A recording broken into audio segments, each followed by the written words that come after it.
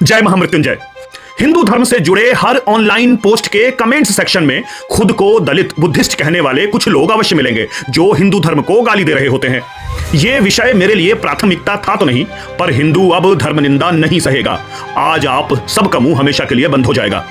बौद्ध धर्म में भगवान बुद्ध के पिछले जन्मों के बारे में जातक कथाओं में लिखा गया है। सुत्त पिटक के दशरथ जातक में बुद्ध कहते हैं कि मैं ही पिछले जन्म में राम था और मेरे पिता शुद्धोधन ही दशरथ थे। अब जब अंबेडकर जी ने हिंदुओं को बौद्ध बनाते वक्त 22 कसमें खिलाई, उसकी 5वीं कसम थी कि हम बुद्ध को विष्णु अवतार नहीं मानेंगे। मगर यहां तो बुद्ध खुद कह रहे हैं कि वो विष्णु के अवतार राम का पुनर्जन्म है। अब यहां से यह भी पता चलता है कि बुद्ध श्री राम को जानते थे, मगर वेदों के विद्यार्थी श्री राम ने कभी नहीं कहा कि वो बुद्ध को जानते हैं।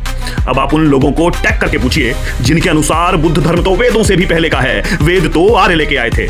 दूसरा, एकलव्य, जिसने जरासंध के साथ मिलकर मथुरा पर आक्रमण किया और उसका वध श्री कृष्ण ने स्वयं किया। नियति से बड़ा तो कुछ भी नहीं है। जो 4 उंगलियों के साथ भगवान कृष्ण पर हमला करने चल दिया, सोचिए 5 उंगलियों और गुरु द्रोण की शिक्षा के साथ वो क्या क्या करता। तीसरा, कर्ण का सूतपुत्र होना। भगवान परशुराम के पिता जमदग्नि की हत्या क्षत्रियों ने की, इसलिए उनकी भ्रष्ट क्षत्रियों से शत्रुता हमें पता है। कर्ण ने परशुराम से झूठ बोलकर कि मैं तो आप ही के गोत्र का ब्राह्मण हूं, शस्त्र विद्या सीखने का प्रयास किया। सच पता लगने पर परशुराम ने कर्ण से पूछा कि तुम असल में हो कौन? तो कर्ण बोला, मैं एक सूतपुत्र हूं, क्षत्रिय पिता और ब्राह्मण मां की संतान।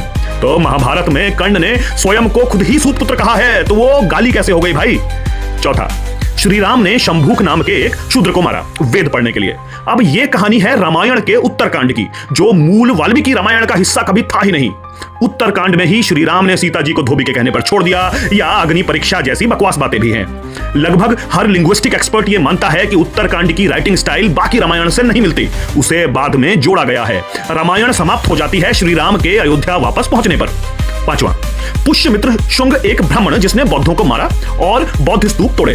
अच्छा, मगर श्रीलंका के बौद्ध साहित्यिक महावंश के अनुसार पुष्यमित्र के साम्राज्य में बिहार बंगाल के बौद्ध स्तूपों को छुआ भी नहीं गया।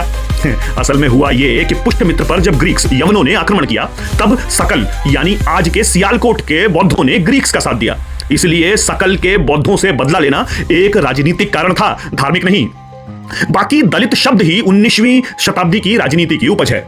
इसीलिए शूद्र जो शब्द शास्त्र से है, या गांधी का हरिजन जो भगवान विष्णु से जुड़ा है, उसे हमारी डिक्शनरी से मिटा दिया गया। दलित हिंदू नहीं है स्थापित जो करना था।